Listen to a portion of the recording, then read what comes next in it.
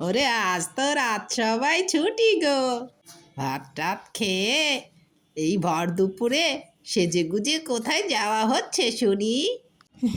রাজবাড়িতে? রাজবাড়িতে কেন? রাজবাড়িতে কেন?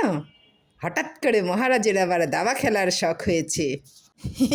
আমায় ছাড়া তো তার আবার দাবা খেলা জমে না।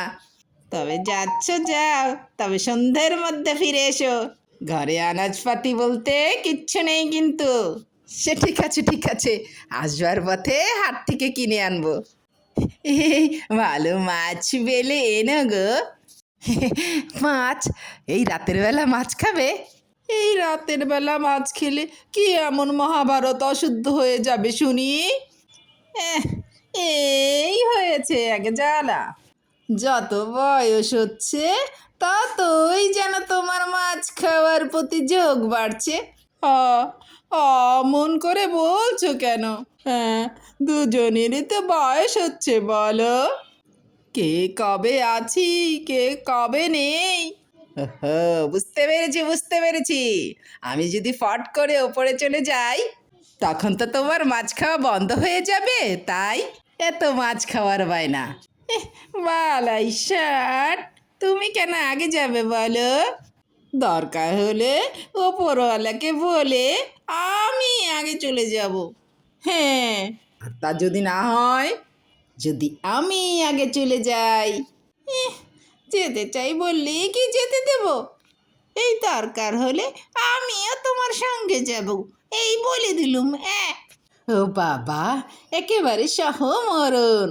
ভালো ভালো, যাও তো, বাজে কথা ছেড়ে বাজারের থলেটা দাও তো দেখি। বলছি, ভালো মাছ পেলে আনতে কিন্তু ভুলবে না। ঠিক আছে ঠিক আছে, ভালো মাছ পেলে আনবো। যা গরম পড়েছে, তাতে ঘরের খাবার জল সব গরম হয়ে গেছে। যাই পুকুর থেকে এক কলসি ঠান্ডা জল নিয়ে আসি। কি গো গোপাল বউ, ভালো আছো? হ্যাঁ, ভালো আছি। ওদিকে খবর শুনেছো? কি? কৃষ্ণনগরে নাকি ভূতের উপদ্রব শুরু হয়েছে। ও মা, সে কি? কেন, তোমার কর্তা কিছু বলেনি তোমাকে? কেন? আজ জিজ্ঞাসা করো, ঠিকই জানতে পারবে। চলো ভাই, এই ভর দুপুরে পুকুর পাড়ে ভূতের আলোচনা করা ঠিক নয়। জানি নে বাবা, কখন তারা আবার কার কোন অনিষ্ট করে বসে। চলি ভাই। এসো এসো। ওরে বাবা, কি গরম রে বাবা, কি গরম! কেন যে ভুলরত্তি মামা এই গরমে কৃষ্ণনগরে এলো কিছু বুঝি না রে বাবা, কিছুই বুঝি না। ব্রহ্মদত্তি মামা বলেছে খুব গরম লাগলে গেস্তের বাড়িতে গিয়ে আশ্রয় নিতে। কিন্তু যাই কথা, যেখানেই যাব সেখানেই মানুষের বাচ্চারা তো খেয়ে নেবে। তোর ছাই ভালো লাগে না। ওরে বাবারে বাবা, বউটা কি মোটা সোটা! নিশ্চয় ওর বর ওকে খুব খাওয়ায়, ভীষণ যত্নাত্তি করে, না হলে এত মোটা হয় কি করে? যাই যাই, চুপি চুপি বউটার পেছনে পেছনেও যাই। ওর বাড়িতে গিয়েই আশ্রয় নিতে হবে। বাহ, বাড়িটা তো বেশ। বাড়িতে কেউ আছো নাকি? আছো? কে? আমি গো, আমি। বাপু নিজের কাছে সকলেই তো আমি। এ কোন আমি? এর আগে কোথাও তো তোমাকে দেখিনি। দেখবি কি করে মা, আমি তো আর এই গ্রামের নই। অনেক দূরে আমার বাড়ি, পথ হারিয়ে কৃষ্ণনগর এসেছি। মা গো, দুইটি খেতে দেবে? পরনে লাল পেরে শাড়ি, হাতে শাখা পলা, সিথি ভর্তি সিঁদুর, দেখে তো মনে হচ্ছে ভালো ঘরের মেয়ে। মনে হয় কোনো বিপদে পড়ে আমার ঘরে এসেছে। হ্যাঁ, ও মা, কেন দেব না? বলো কি খাবে? দুটো ভাত আর মাছ, কতদিন যে রান্না মাছ খাইনি। ও মা, কেন দেব না? সধবা মেয়ে, মাছ খেতে চাইছো, অবশ্যই দেব। কিন্তু তোমাকে যে একটু অপেক্ষা করতে হবে বাপু। রাজবাড়ি থেকে ফেরার পথে আমার কর্তা বাজার করে আনলে তবেই রান্না চাপাবো। হ্যাঁ। ও বাবা, সে তো রাত হয়ে যাবে। না না না না, রাত হবে কেন? না না না না না না, সন্ধে হলেই আমার বর ঘরে চলে আসবে। আর তেমন হলে আমার ঘরেই আজকে রাতটা না হয় কাটিয়ে দিও। হ্যাঁ হ্যাঁ হ্যাঁ হ্যাঁ, তেমনটাই তো চাই গো আমি মোটা বউ। শুধু একটা রাত নয়, অনেকগুলো রাত আর দিন। চাচামা বয়সে রাগ করবে না? আরে না না, মানছি সে একটু কিপটে, কিন্তু মানুষটা খুব রসিক। রসিক? হ্যাঁ গো, খুব রসিক। আর এই রসিকতার জন্যই তো মহারাজ কৃষ্ণচন্দ্র ওকে মাথায় করে রাখেন। ও মা, তাই নাকি? তাহলে আর বলছি কি, একটুখানি অপেক্ষা করো না, দেখলে বুঝবে সে কেমন ধারা মানুষ। এই দেখো, শুধু নিজে কর্তার গুণগান করে যাচ্ছি, এদিকে তোমার মুখটা তো শুকিয়ে গেছে দেখছি। দাঁড়াও দেখি, দুটো মুড়ি বাতাসা নিয়ে আসি, একটু কিছু মুখে দাও দেখি। ওরে মা রে মা, ভাজা মাছের কি মিষ্টি গন্ধ আসছে। নিশ্চয় এই শিকিতে হাড়ির ভিতর রাখা আছে, একটু খাই। এহ, কেমন যেন কচর মচর শব্দ হচ্ছে। ওকে ওকে মেয়ে, তুমি আমাকে না বলে মাছ নিয়ে খাচ্ছ কেন হে? আমার শিকে তো অনেক উঁচুতে। অত উঁচুতে তোমার হাত গেল কি করে? কি করে? আমার হাত তো অনেক দূর পর্যন্তই যায়। ভূত ভূত ভূত ভূত পেতনি, আমি কি দেখছি? আমার ঘরে কে? ভূত ভূত ভূত। এবার তোমার ঘর দখল দেব আমি। খুব খিদে পেয়েছে, দুধ ছাই কে যে রাধে। চারটি মাছ ভেজে খেলে কেমন হয়? বাজার তো হলো, কিন্তু মাছ তো পাওয়া গেল না। কি হবে এখন? যাকে যাক, সত্যি কথাটাই বলবো। বলবো মাছ পাওয়া যায়নি। ঠিকই, টাটকা মাছ ভাজার গন্ধ। গিন্নি আমার মাছ পেলো কোথা থেকে? না না, আমি তো আজ সকালে বাজার থেকে কোনো মাছ আনিনি। কাল যা মাছ এনেছিলাম তার থেকে বাড়তি মাছগুলো গিন্নি ভেজে শিকেই তুলে রেখেছে। যাই, ভিতরে গিয়ে গিন্নিকে জিজ্ঞাসা করে দেখি। কি গিন্নি, খুব তো মাছ ভাজার গন্ধ ছেড়েছে দেখছি, তা কি মাছ ভাজছো হে? এ তাহলে আমার বর, এ মানে মোটা বউয়ের বর। বাটা মাছ গো, বাটা মাছ, খুব টাটকা, মানে সদ্য পুকুর থেকে তোলা। সত্য পুকুর থেকে তোলা? তাকে দিল? এই সেরেছে, এখন কি বলি? ওই তো, যে জেলেটা মাঝে মধ্যে মাছ দিয়ে যায় না। ও, হারান। হ্যাঁ হ্যাঁ হ্যাঁ হ্যাঁ, এই হারান। হ্যাঁ হ্যাঁ, ওই হারান ও মাছ ধরে যাচ্ছিল, আমি ওর থেকে 4টে মাছ নিয়ে রাখলুম, আর ও চাইতেই দিয়ে দিল। তা পয়সা নিল না? এই রে, এখন কি বলি? না, পয়সা নেয়নি। ঠিক আছে, দেখা হলে দিয়ে দেব। তা আজ কি রাঁধছ? গরম গরম ভাত আর কালা জিরা দিয়ে বাটা মাছের ঝাল।